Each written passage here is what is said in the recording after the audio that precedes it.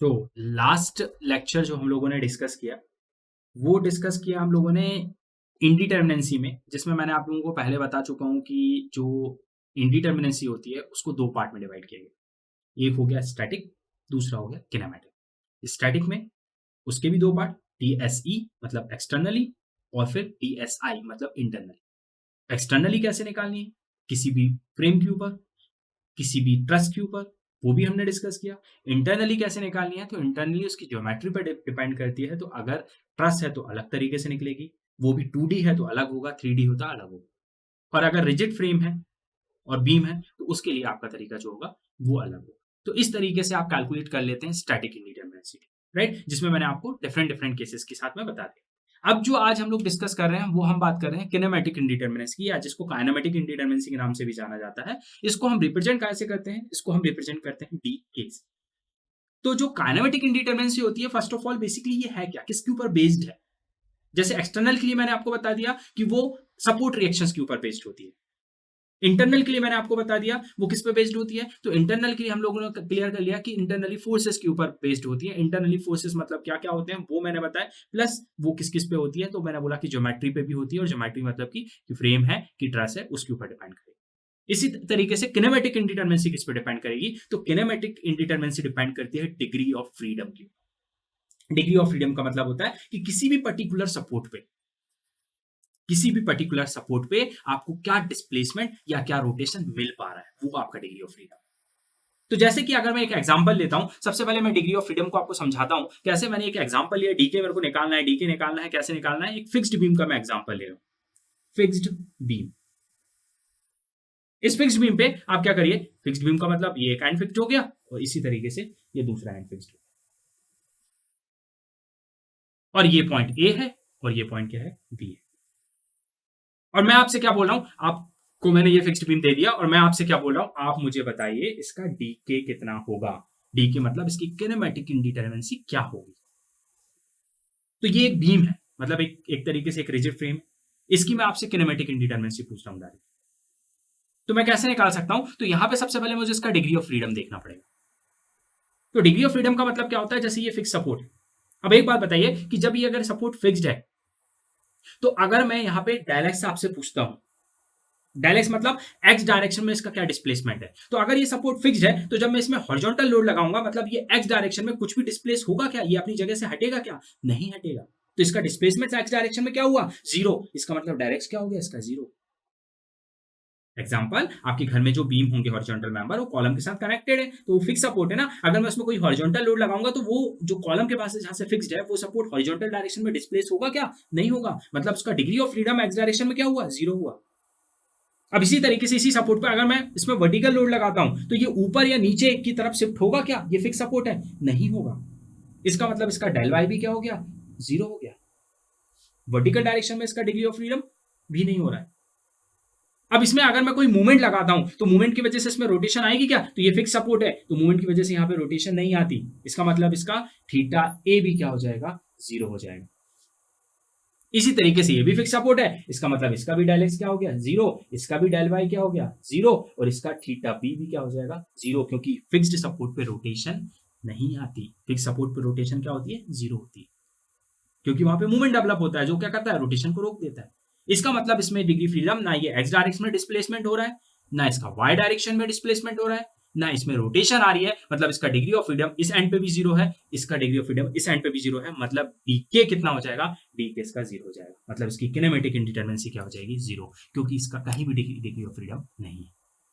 अब इसी तरीके से अब मैं एक और एग्जांपल लेता हूं। अब जो हम एग्जांपल लेते हैं वो किसका लेते हैं, हम ले लेते हैं अब एक कैंटिलीवर बीम का। ये फिक्स सपोर्ट लेते हैं, ये फ्री हैंड दे देते हैं, और इसमें इस डायरेक्शन में कोई एक लोड लगा लेते हैं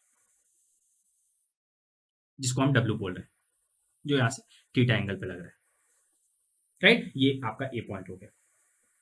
अब इसी के लोड की वजह से अब ये लोड लगेगा, तो ये डिफ्लेक्ट अगर बीम करेगा तो ये कैसे डिफ्लेक्ट करेगा, ऐसे डिफ्लेक्ट करेगा, राइट। अब डिफ्लेक्ट करेगा तो अब मुझे बताइए ये कौन सा सपोर्ट है, फिक्स सपोर्ट है। मतलब इसमें डायरेक्ट क्या होगा, अभी मैंने आपको बताया जीरो होगा। एक्स डायरेक्शन में डिस्प्लेसमेंट होगा क्या, इसका नहीं होगा। डेल वाई क्या होगा, वाई डायरेक्शन में, वर्टिकल डायरेक्शन में ये ऊपर जाएगा या नीचे जाएगा क्या, नहीं जाएगा। मतलब डेल वाई क्या हो जाएगा, जीरो। और जब इसमें मैं मूवमेंट लगा रहा हूं तो मूवमेंट की वजह से यहाँ रोटेशन आता है क्या, तो मैंने बोला फिक्स सपोर्ट पे रोटेशन नहीं आता, क्योंकि यहाँ मूवमेंट डेवलप होता है, एक रीस्ट्रेन मूवमेंट डेवलप होता है जो रोटेशन को रोक देगा। तो इसका मतलब इसमें थीटा ए भी क्या हो जाएगा, 0, मतलब इस एंड पे तो कोई भी डिग्री फ्रीडम नहीं है इसका। लेकिन इस पे कोई सपोर्ट है क्या, नहीं है, मतलब जब यहां लोड लगेगा तो ये तो हॉरिजॉन्टल डायरेक्शन में भी जा सकता है, मतलब इसमें डेल एक्स निकलेगा। अगर मैं लोड लगाऊंगा तो ये बीम इधर भाग सकता है, क्योंकि यहाँ पे इधर कोई सपोर्ट ही नहीं है, उसको रोकने के लिए कुछ है ही नहीं। अगर मैं इसमें वर्टिकल डायरेक्शन में लोड लगा रहा हूं, मतलब ये रिजॉल्व होगा तो वर्टिकल लगेगा, तो इसमें वाई डिस्प्लेसमेंट भी आएगा, मतलब डेल वाई भी निकलेगा। ये नीचे आ गया ना, यहां से यहां आ गया ये, मतलब डिस्प्लेसमेंट हो रहा है, इसको रोकने के लिए कुछ नहीं है यहाँ पे। और इस पे जब मैं मूवमेंट लगा रहा हूं तो मूवमेंट से रोटेशन भी आ रही है। अगर मैं यहां से टेंजेंट बना देता हूं तो ये इसके साथ क्या कर रहा है, थीटा रोटेट हो रहा है, थीटा में रोटेशन आ रही है, बस क्या थीटा भी आएगा। इसका मतलब इसका डिग्री ऑफ फ्रीडम क्या है, एक्स डायरेक्शन में भी है, वाई डायरेक्शन में भी है, और इसमें रोटेशन भी है। इसका मतलब इसका डिग्री ऑफ फ्रीडम क्या हो जाएगा, तो इसका अगर मैं डी के पूछूं आपसे तो कितना हो जाएगा, 3 हो जाएगा।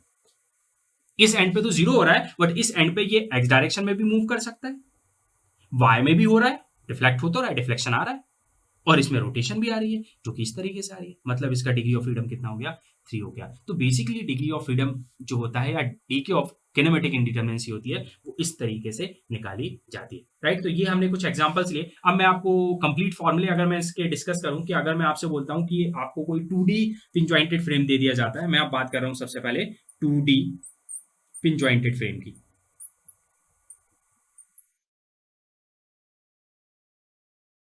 कोई 2D पिन जॉइंटेड फ्रेम होता है, पिन जॉइंटेड फ्रेम का मतलब क्या, ट्रस की मैं बात कर रहा हूँ, ट्रस को क्या बोलते हैं, पिन जॉइंटेड मेंबर, तो वो भी 2D में, 2D की बात कर रहा हूँ कि 2D अगर पिन जॉइंटेड फ्रेम आपको दे दिया जाता है तो उसका आपको डी के निकालना है, तो आप कैसे निकाल सकते हैं, तो उसका आप डी के निकाल सकते हैं कुछ इस तरीके से। इसका जो डी के का फॉर्मूला होगा वो कितना हो जाता है, 2J माइनस आर, इस तरीके से आप इसका डी के निकाल सकते हैं। किसके लिए, मैंने बोला 2D पिन जॉइंटेड फ्रेम के लिए, पिन जॉइंटेड मतलब मैं ट्रस की बात कर रहा हूँ, 2D ट्रस की बात कर रहा हूँ, तो उसका अगर आपको डी के निकालना है 2J माइनस आर से निकाल सकते हैं।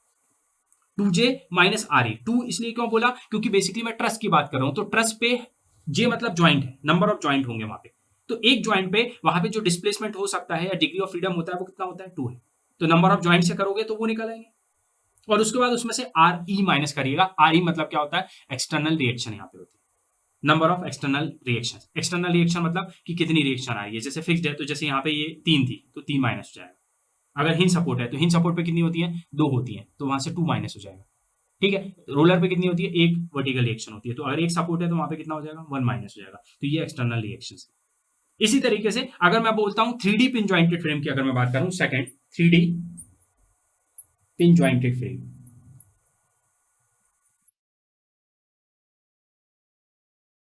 3D पिन जॉइंटेड फ्रेम की बात करूं तो वहां आप जो डीके का फॉर्मूला यूज करोगे वो कितना हो जाएगा, 3D की बात कर रहा हूं तो यहाँ पे क्या हो जाएगा, 2J की जगह 3J हो जाएगा, माइनस आर आपका वैसे ही रहेगा, एक्सटर्नल रिएक्शन।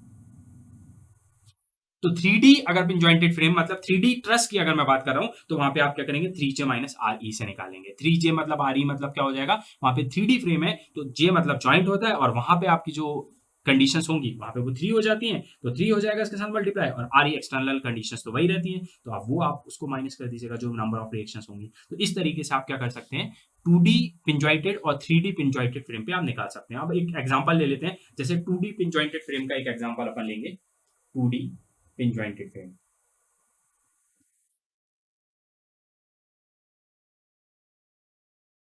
ठीक है। एक फ्रेम हम लोग लेंगे, यहाँ पे हमने एक फ्रेम कंसीडर किया,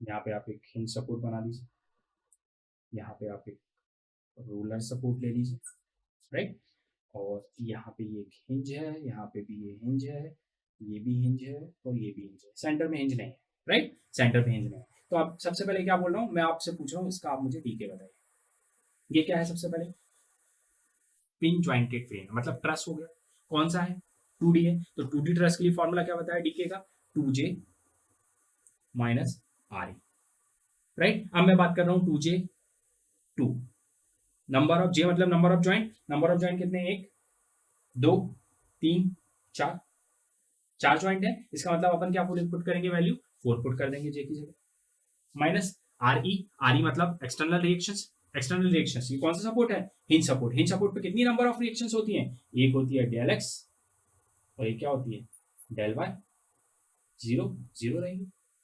ये जीरो क्यों लिख रहा हूँ, वो इसलिए लिख रहा हूँ क्योंकि मैं डिग्री ऑफ फ्रीडम की बात कर रहा हूँ, तो ये हिंज सपोर्ट है, तो इस पर जब वर्टिकल लोड लगाएगा तो ये वर्टिकल डायरेक्शन में डिस्प्लेस होगा क्या, मूव होगा क्या, नहीं होगा, क्योंकि वर्टिकल रिएक्शन आएगी जो उसको क्या करेगी, बैलेंस कर लेगी, मूव नहीं होने देगी। हॉरिजॉन्टल डायरेक्शन में जब लोड लगेगा तो ये मूव करेगा क्या, नहीं करेगा, क्योंकि हॉरिजॉन्टल रिएक्शन आएगी वो उसको क्या करेगी, बैलेंस कर लेगी। मतलब इस पे दो अननोन्स है, डेल एक्स भी डिस्प्लेसमेंट जीरो होगा, degree of freedom del x की डायरेक्शन में भी जीरो है और वाई की डायरेक्शन में भी जीरो। लेकिन जब मैं रोलर की बात करूंगा तो इसमें वर्टिकल डायरेक्शन लगेगी, वर्टिकल डायरेक्शन में जब लोड लगेगा तो डेल वाई तो जीरो है, वर्टिकल डायरेक्शन में नहीं जाएगा। एग्जांपल जो रोलर होता है, रोलर मतलब स्केटिंग करते हैं हम, स्केटिंग पे अगर मैं खड़ा हो जाता हूं तो स्केटिंग पे मैं खड़ा हूं तो मेरे लोड की वजह से क्या मैं नीचे सेटल होता हूं, नहीं होता हूं, इसका मतलब मेरी डाउनवर्ड डायरेक्शन में वाई एक्सिस की डायरेक्शन में मेरा डिस्प्लेसमेंट हो रहा है, नहीं हो रहा है, इसका मतलब वो जीरो हो गया। लेकिन अगर मैं रोलिंग पे खड़ा हूं और मैं स्केटिंग पे खड़ा हूं, अगर मेरे को पीछे से कोई प्रेस करता है, पीछे से हॉरिजॉन्टल मतलब एक्स डायरेक्शन में मुझे लोड लगाता है, तो क्या होगा, मैं आगे डायरेक्शन में मूव कर जाऊंगा, मतलब वाई डायरेक्शन में मेरा क्या हो जाएगा, मूवमेंट आ जाएगा, मतलब डिस्प्लेसमेंट हो जाएगा। मतलब वाई के लिए डिग्री ऑफ फ्रीडम इसमें, एक्स की डायरेक्शन में डिग्री ऑफ फ्रीडम क्या होगा, नहीं, लेकिन इसमें क्या हो जाएगा, वाई डायरेक्शन में क्या होगा, जीरो, और एक्स डायरेक्शन में डिग्री ऑफ फ्रीडम मिलेगा। तो कितने अननोन हुए, तो ये हिंज सपोर्ट था, दो अननोन यहाँ हो गए और एक ये हो गया थ्री, तो आर आर की वैल्यू क्या हो, आर ई की वैल्यू कितनी हो गई, यहाँ पे थ्री पुट कर दीजिए, तो यहाँ से कितना हो जाएगा, फोर इंटू टू कितना होता है, एट माइनस थ्री, तो ये कितना हो जाएगा, फाइव। इसका मतलब यहाँ पे डी के कितना हो गया, फाइव। तो टू डी ट्रस्ट पे आप इस तरीके से डी के की वैल्यू फाइंड आउट कर सकते हैं। अब इसी तरीके से मैं रिजिड ज्वाइंट की अगर मैं बात करूं, ये मैंने आप लोगों को बता दिया, सी 3D में निकालना है तो सेम फॉर्मूला 3D के लिए इस तरीके से अप्लाई कर दीजिए, कोई भी 3D आपको स्ट्रक्चर जो मिलेगा। अब यहाँ पे मैं आगे जाता हूं, तो मैं जाता हूं रिजिड ज्वाइंट फ्रेम के ऊपर। रिजिड ज्वाइंट फ्रेम में अगर मैं 2D की बात करूं, अब मैं बात कर रहा हूं rigid joint frame, rigid joint frame, rigid joint frame की बात कर रहा हूं, इसमें भी किसकी बात कर रहा हूं मैं, 2D की बात कर रहा हूं सबसे पहले। तो 2D अगर आपको दिया है rigid joint frame, rigid joint frame मतलब पोर्टल फ्रेम टाइप का या बीम टाइप की बात कर रहा हूं, तो आप क्या फॉर्मूला लगाएंगे, तो डीके का यहाँ फॉर्मूला होता है डीके 3J, क्योंकि तीन इक्विलिब्रियम की कंडीशंस होती हैं वहां, हर एक सपोर्ट पे रिजिड ज्वाइंट में कितनी, तीन इक्विलिब्रियम की कंडीशन होती है, तो 3J, जे मतलब number of joint minus RE, ये फॉर्मूला आप लगाइए डीके के लिए। और अगर वहीं पे 3D रिजिड ज्वाइंट फ्रेम होता है तो 3D के लिए डीके का फॉर्मूला, डीके का फॉर्मूला क्या हो जाएगा, यहाँ पे उसमें 6 होती है इक्विलिब्रियम की कंडीशन, तो 6J माइनस RE हो जाएगा, राइट। ये किसके लिए हो जाएगा, डीके का फॉर्मूला 3D रिजिड फ्रेम के लिए हो जाएगा। यहाँ पे 3 क्यों था, क्योंकि तीन इक्विलिब्रियम की कंडीशंस होती हैं हर एक ज्वाइंट में, किसमें, रिजिड फ्रेम में या बीम में हम बात करते हैं। 3D की बात करते हैं तो उसमें 6 हो जाती है, बताया था ना, 6 मतलब क्या, R X direction, R Y direction, R Z direction, फिर M X, M M, M Y, M Z, वहां पे 6 हो जाती है 3D में। और यहाँ पे हम लोग 2 यूज कर रहे थे, वो 2 क्यों कर रहे थे, क्योंकि आपके नॉर्मली जो 2D ट्रस होता है उसमें एक ज्वाइंट पे कितने होते हैं, एफ एक्स और एफ वाई होते हैं, दो ही फोर्स होते हैं, और 3D में जाएंगे तो वहां पे वो 3 हो जाते हैं, राइट। तो इस तरीके से ये फॉर्मूले आपको डिजाइन करने हैं। अब एक पिन ज्वाइंटेड का एग्जांपल और छोटा सा अपन ले लेते हैं। तो पिन ज्वाइंटेड में आप क्या सॉल्व करेंगे, मान लीजिए कि मैं एक पिन ज्वाइंटेड फ्रेम देता हूँ, सॉरी पिन ज्वाइंटेड नहीं, रिजिड ज्वाइंट फ्रेम में आपको देता हूँ, और रिजिड ज्वाइंट फ्रेम क्या है, ये एक हिंज सपोर्ट है और यहाँ पे एक फिक्स्ड सपोर्ट है, ये एक फ्रेम दिया, और मैं आपसे बोल रहा हूँ इस पर कोई भी वर्टिकल लोड लग रहा है, आप मुझे इसमें क्या बताइए, डीके की वैल्यू बताइए। कौन सा फ्रेम है, पोर्टल फ्रेम, मतलब कौन सा हुआ, पिन ज्वाइंटेड हुआ, नहीं, ये कौन सा है, रिजिड ज्वाइंट। तो रिजिड ज्वाइंटेड फ्रेम में आपसे डीके की वैल्यू बोल रहा हूँ, और कौन सा स्ट्रक्चर है, 2D है, 3D है, क्या है, 2D है, बोर्ड पे ड्रॉ कर रहा हूँ, मतलब मैं 2D होगा, 3D में मैंने नहीं किया, आपको 3D भी दिख रहा है, इसका नहीं दिख रहा, 2D है। तो 2D स्ट्रक्चर के लिए मैंने क्या बताया, डीके क्या हो जाएगा, 3J minus RE, 3J minus RE, तो मेरे क्या होगा, 3J, जे मतलब नंबर ऑफ ज्वाइंट, कितने नंबर ऑफ ज्वाइंट है, एक ज्वाइंट ये दिख रहा है मेरे को, एक ज्वाइंट ये दिख रहा है, एक ये दिख रहा है, एक ये दिख रहा है, कितने ज्वाइंट हो गए, 4, तो क्या हो जाएगा 3 इंटू 4, 3J माइनस RE मतलब एक्सटर्नल रिएक्शंस, कौन सा सपोर्ट है, ये हिंज सपोर्ट है, हिंज पे कितने अभी बताए थे, कितने होते हैं, 2, ये कौन सा सपोर्ट है, फिक्स्ड सपोर्ट है, फिक्स पे कितने बताए थे, कितने बताए थे, 3, क्योंकि वहां मूवमेंट भी हो जाता है, तो 3 + 2 कितना हो गया, 5, यहाँ पे हो गया 2, यहाँ पे कितना हो गया 3, तो 3 + 2 कितना हो गया 5, तो -5 कर दीजिए, तो यहाँ से डीके की वैल्यू कितनी हो जाएगी, 3 इंटू 4 कितना होगा 12, 12 में से 5 माइनस कर दीजिए, कितना जाएगा डीके 7। तो बेसिकली रिजिड ज्वाइंट में इस तरीके से आप डीके की वैल्यू को फाइंड आउट कर सकते हैं।